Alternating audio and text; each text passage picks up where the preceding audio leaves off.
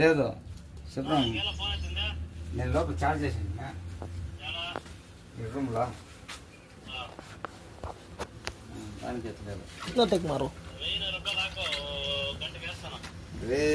కాసులు లేదు 15 రూపాయలు 16 రూపాయలు ఉందిరా ఇది వ్యాపారం చేయదు రేపే